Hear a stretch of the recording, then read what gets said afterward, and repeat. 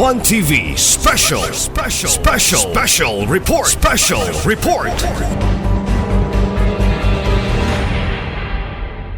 Secretary, please call the roll. For today's inaugural session, July 11, 2022, the Honorable Rowena L. Gutierrez presiding, Honorable Calvin Tito C. Dicina, Honorable Nemesio de Lahay-Lahay Sr., Honorable Eduardo C. Cebedo, Honorable Henry B. Estanio, Here. Honorable Jerry R. Quizon, Honorable Alejandro J.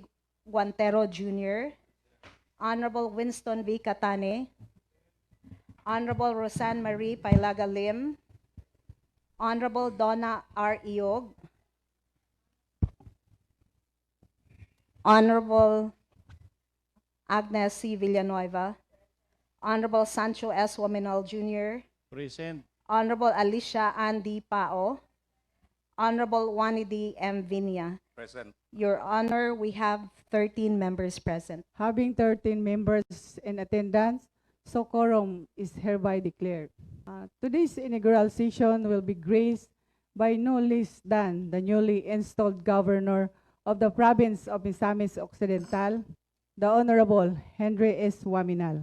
May I request Honorable Henry Estanio and Honorable Agnes Villanueva to fetch our governor from his holding room. I acknowledge the arrival of our most honored guest, Governor Henry S. OAMINAL. Next item, Your Honor, under privileged hour is the privileged speech of our very own Vice Governor and Presiding Officer of the SANGGUNIANG PANLALAWIGAN of Misamis Occidental, the Honorable Rowena L. Gutierrez. I assent to what Mahatma Gandhi authored, to which I quote, "The best way to find yourself is to lose yourself in the service of others." End of quote. Maayong hapon kanatong tanan. My utmost respect to our provincial governor, the visionary Honorable Henry S. OAMINAL, Congressman of 1st District, Honorable Jason P. Almonte, to our 2nd District Congressman, Honorable Ando OAMINAL, to our board members of the 1st and 2nd Districts, Secretary to the Sangguniang Attorney Irene Zapatos, Secretariat of the Sangguniang Panlalawigan, provincial employees, employees of the national agency, respective department heads, beloved families and friends, distinguished guests and visitors, once again, mayong hapon. This very day marks one of my unexpected experiences in this lifetime. This moment is beyond my wildest dreams. I am standing in front of you, honored and at the same time humbled, because at the face of the foregoing struggle, I, together with my family, is facing with a tragic event that happened last December 22, 2021, which took the precious life of our supposedly Vice Governor, the father of Municipality of Lopisaina, my beloved husband, the late Mayor Michael P. Gutierrez. It is him who should be standing here today. He is a very promising public servant, the Vice Governor the province never had. In his behalf, I took the greatest of my courage to continue his candidacy, and now I can truly attest how deep the love and support of the entire Misamisnons for him as I, under his name, receive an overwhelming mandate to the people's Vice Governor and Presiding Officer of the 2022-2025 constituted Sangguniang Panlalawigan of Misamis Occidental.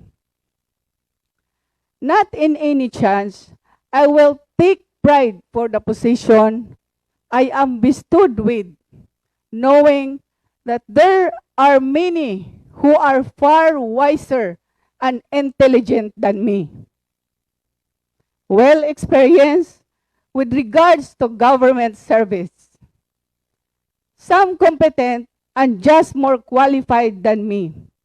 But I am empowered after reading what Christine Kane of Faith Gateway said, to which I quote, God does not call the qualified. He qualifies the called. End of quote. It may be true that I am not most competent, intelligent, and all these things which few labeled as. But I can plead with all humility that I will faithfully discharge the duties and responsibilities equitable to trust you generously give to me and the entire team Asinso. I will work hard to be worthy of this position. I have so much to learn, much to say, much to read, and much to study. I need your support, and I need your help, board members. I know I can count on you.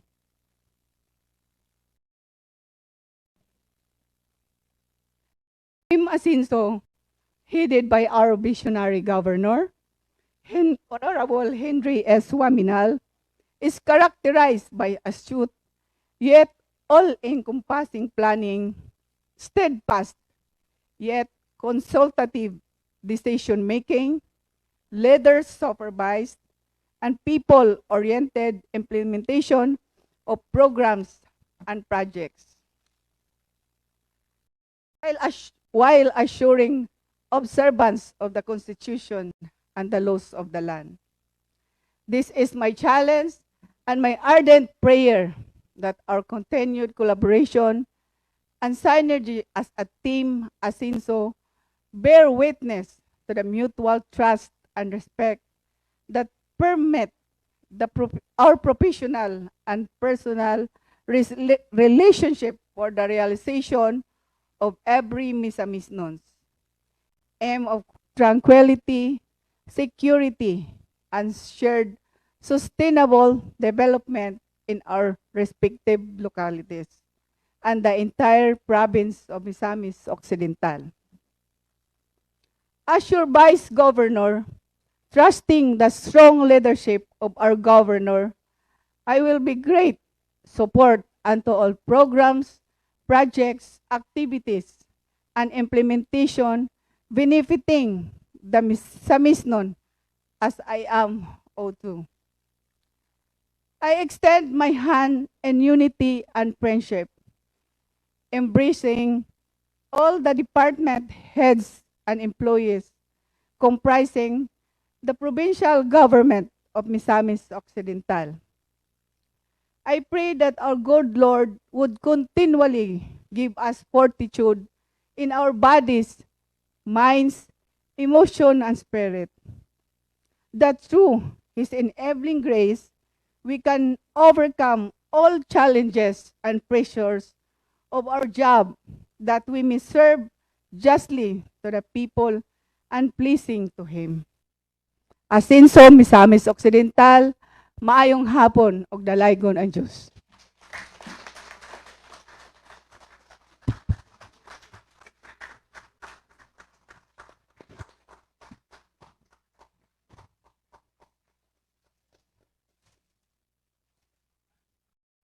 Next, Your Honor, is People's Hour. Madam Chair. Madam Chair. Yes, Honorable Estanio is recognized. Thank you very much, Madam Chair. Madam Chair, we are very much honored and privileged for the presence of our beloved working governor, Honorable Henry S. OAMINAL, to grace today's inaugural session and to acknowledge and honor his presence, Madam Chair. I therefore move for the suspension of the rules to give way for his message, Madam Chair. Thank you very much. Roles suspended.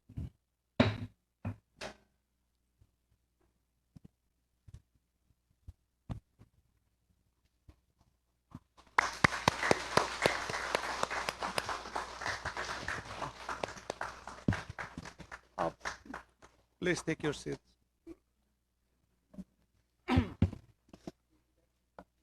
Congratulations, Vice Governor Rowena Wing Gutierrez, for this inaugural session, for your inaugural address.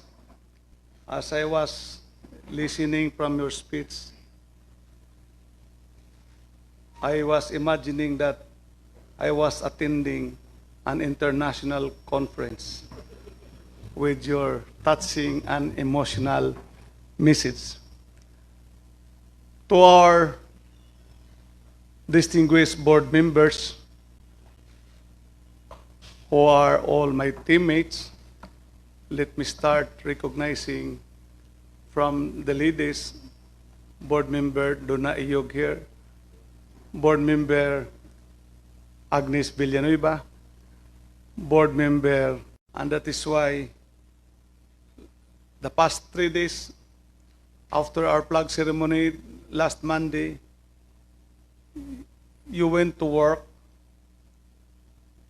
and come up with a very good preparation in this activity that we have today. Akong giingnan si Irene nga medyo mas mahal man nimo si Wing kaysa una ako'y nag-assume pagka Vice Governor, wala man tayo ingon ani.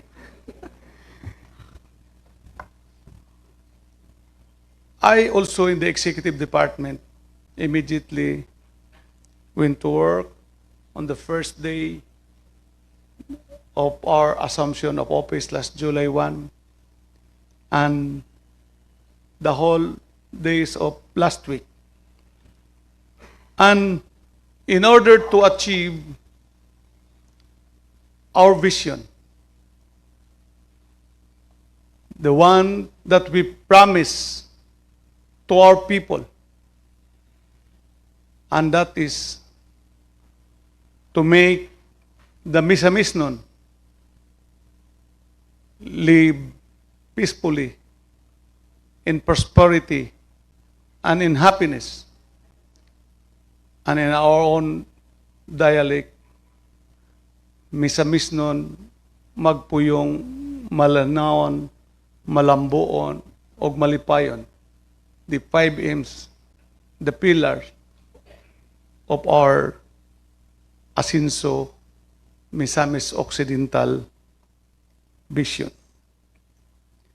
In order to achieve this goal, in the first few days when we went to work, I come up with these 2 urgent and priority legislative agenda, which I appeal to you to tackle and approve within this week. First, we need to have our 2022 budget approved because, as we all know, the 2022 annual budget was disapproved by DBM for reasons stated therein, and that by operation of law, the 2021 budget was reenacted with limitation as to expenditures. That is only essential expenditures, which would refer only to personnel services and selective MOOs. So that in order to have this budget approved, first, I look into on what are the needs of the MISAMIS nun that need to be delivered in the next 6 months. Because 3 years is so short to deliver the high expectation of our people as manifested in the recent election with that tsunami victory that we all garnered.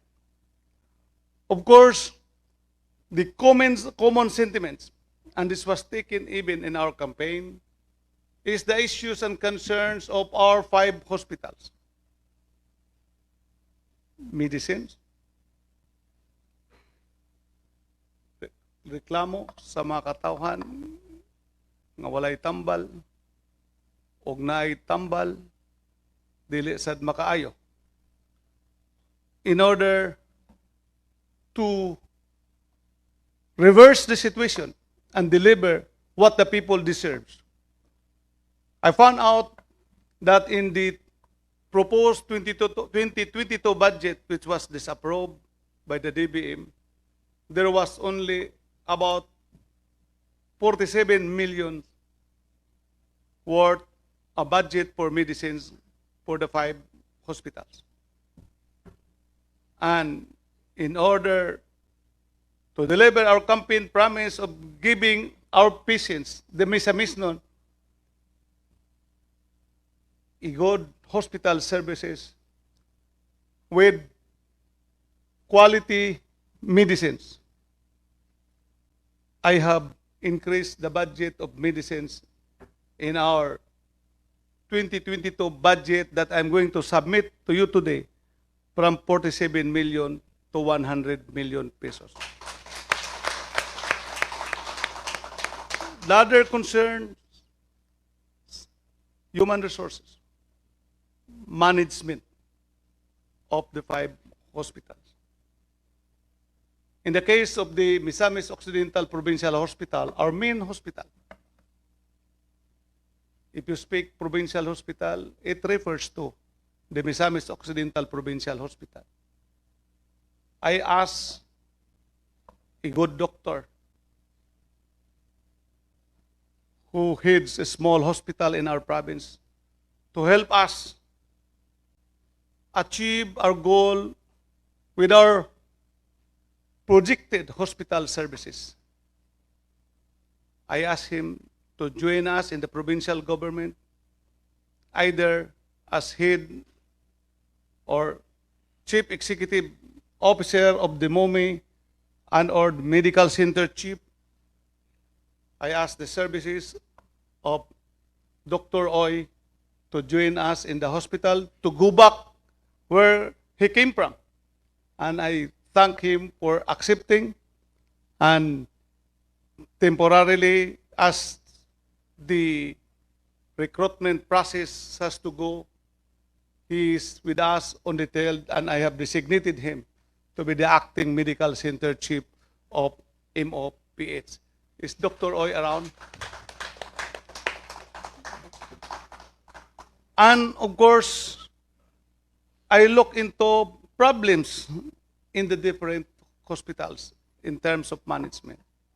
I was informed by our hospital employees in the same hospital that their chief of hospital seldom visit the hospital and give prescription by telephone. I heard of a chief of hospital, although this was during the campaign, while our Asinso team was having our caravan, it was raining. And of course, our political opponents was praying na mga subawan ang atong mga participants para mabawasan ang atong mga botante. and the comment of our government chief hospital, sige, dili lang sad nato tambalan. What will be the future of our hospital if it is the mindset of the management? So that immediately on the second day of my assumption of office, I reshuffled 3 chief of hospitals.